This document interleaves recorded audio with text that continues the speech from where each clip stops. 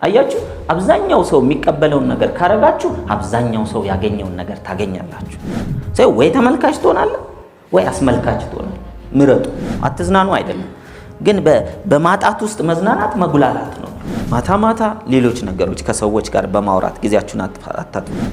በተበላሸ ህሊና ሪሶርስ ብናገኝ እንጋጭበታለን እንጂ አንኖርም።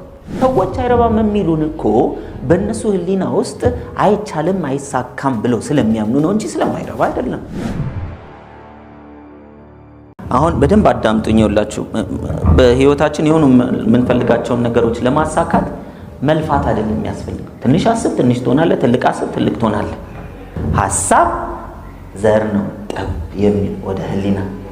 ውሃ ጠብ የምናደርገው ድግግሞሽ ነው። ዘርን ዘርቶ ደጋግሞ ውሃ ካጠጡት ያበቅላል። ማስተካከያ ስታንዳርድ ይሆናል አላማችሁ። ስለዚህ truly thoughts are things። በጭንቅላታችን ውስጥ የምናስታውሳቸውን ሐሳቦች ብቻ ልብ በሉና እቺ ምድር አንድ ደቂቃ ከሰው ልጆች ጋር መኖር ትችል ነበር? ለምሳሌ ግን አሁን ምድር ብትፈነዳስ ብሎ አንድ ሰው ሲያስብ ቢል ማለት ነው ይላል። አሁን መብረቅ ቢመታኝስ ብለ እንደው ወዲያው አለማድረጉ ምን አይነት ብለሲንግ ነው? ምን አይነት ትልቅ ስጦታ ነው። ስኬትንም ወዲያው የማይመጣው ለዚህ ነው። ለምን ደጋግመን እያስተዋልን ልንጸናበት ይገባ። ከዛ ነው የሚያፈራው። ለምን ቶሎ አይሳካልኝ የሚል ሰው ተው ዝም በል። ሐሳብህን ሁሉ ቢያሳካኩ ዛሬ እስቲ በህይወት የምትኖሩ ሰዎች ያሰብኩት ሁሉ ወዲያው ፈጣሪ ቢያሳካው ምንም ሐሳብ በህይወት እስከ ዛሬ ቆይ ነበር የምትሏላችሁ? አንዳንድ ጊዜ ሞታችሁን ቪዥዋላይዝ አድርጋችሁ አታውቁም? እኔ ስሞት እንትና ምንድነው ግን ሊያደርግ የሚችለው የሚያስብ ሰው እኮ አለ። ስለዚህ ዲዛይርን መያዝ it's a responsibility። ጠንካራ ፍላጎትን መያዝ። ገበሬ ሁሌ ነው መዝራት ያለበት። ቁጭ ብሎ ጎተራ በቃ ለ10 ዓመት ችግር የለም ብሎ ቢበላ ከ10 ዓመት በኋላ ይራባል። ስለዚህ እንዳትዘናጉ። በየቀኑ በየሰዓቱ በየወሩ ህሊና ቁጭ ብሏል። ምን ሊያደርግ አምጣ ዝራብኝ ነው። እምቢ ካላችሁ እንክርዳድ ማብቀሉ እንደማይቀር እንደምታዩት ነው። እኔ አልሰማም። የኔን ሶሻል ሚዲያ ገልጬ ባሳያችሁ የትኛውን ፕላትፎርሞች ስገልጥ እንዳለ ምን እንደማይ ያስታውቃል።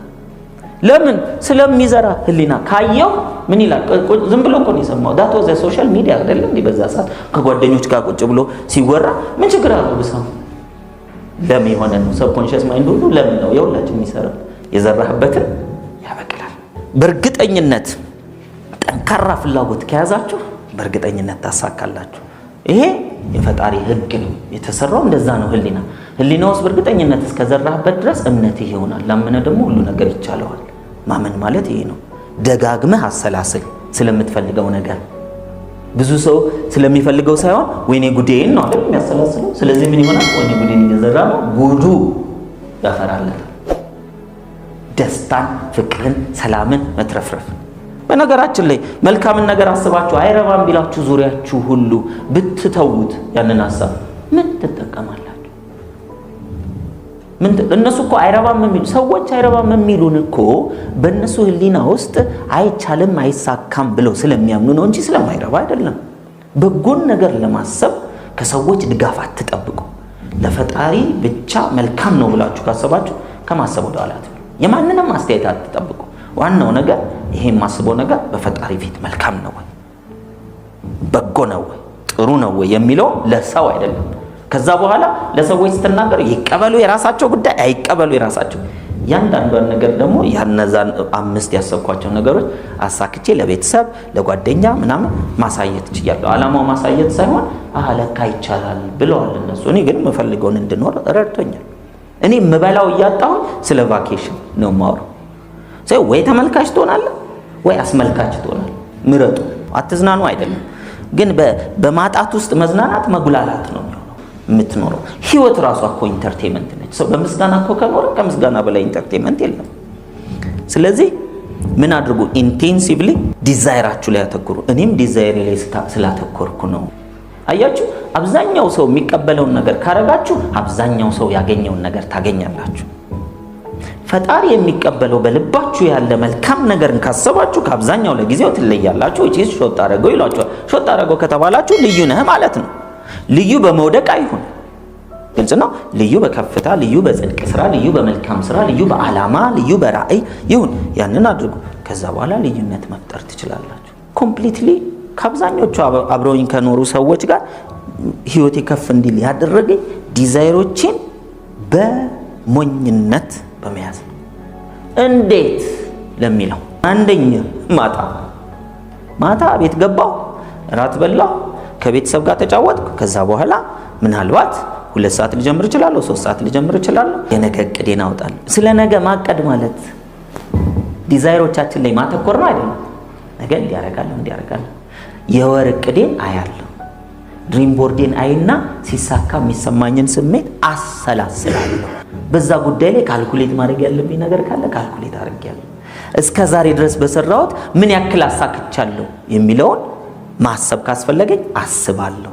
ስለዚህ ምን እያደረኩ ነው? እየዘራሁ ውሃ ያርከፈከፍኩም ነው አይደል?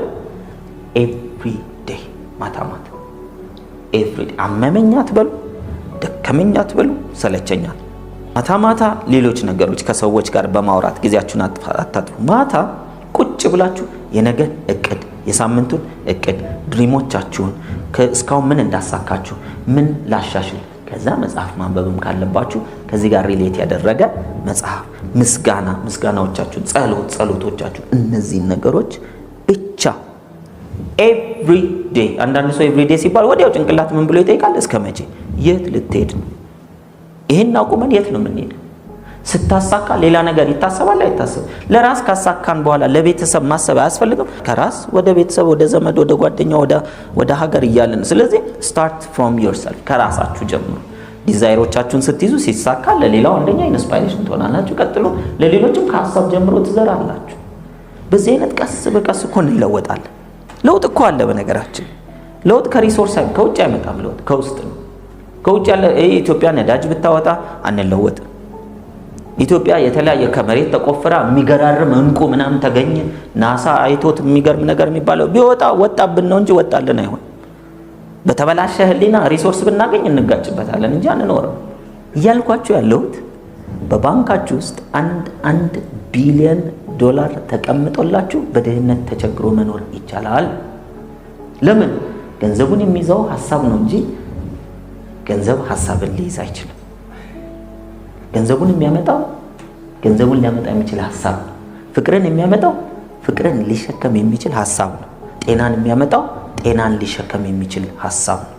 ስለዚህ ማታ ልትሆኑ፣ ልታገኙ፣ ልትደርሱ፣ ልታሳኩ፣ ልታገለግሉ፣ ልትሰጡ የምትፈልጓቸውን ነገሮች ሆን ብሎ ማሰብ፣ ሆን ብሎ በምናብ ማየት፣ ኦንላይን ላይ ዲግ እያደረጉ ስለዛ ጥቂት ነገር ማየት። ዛሬ ሶሻል ሚዲያ ጥቅሙ ዝም ብላችሁ አትግለጡ እንጂ ሰርች ብላችሁ የምትፈልጓትን ነገር ሰርች አድርጋችሁ በሱ ላይ ብታዩ ሶሻል ሚዲያ ላይ ደጋግማችሁ የምታዩትን ነገር አልጎሪዝሙ ከዛ ቀጥሎ ምንድነው የሚያመጣው? ያን ተመሳሳይ ነገር እኮ ነው የሚያመጣላችሁ። ይሄ ሰው እንደዚህ ይወዳል ማለት ነው። ስለዚህ ዛሬ አንድን ሰው አስተሳሰብ ለማወቅ ከፈለጋችሁ ባይዘው ሐሳብ በቁስ መታየት ጭምር ጀምሯል። እስቲ ሶሻል ሚዲያን አንድ ጊዜ ስጠኝ ክፈትልኝ ቲክቶክ ብዬ ብገልጥ ምን እንደሚያይ ያስታውቃል። አልጎሪዝሙ የሚያመጣው ምን ነው? ከዚህ በፊት ደጋግሞ ሰርች ሲያደርግ ሲያይ የነበረው ነው። ዱ ዩ ዋንት ቱ ቼንጅ? መለወጥ ትፈልጋላችሁ? ሰርች እያደረጋችሁ መሻታችሁን፣ ፍላጎታችሁን፣ ዲዛይራችሁን፣ የምትፈልጓቸውን መሻቶችና ህልሞቻችሁ ላይ ሰርች እያደረጋችሁ እነሱ ላይ ብቻ እዩ። ሌላውን ተውት፣ ግድ የለም።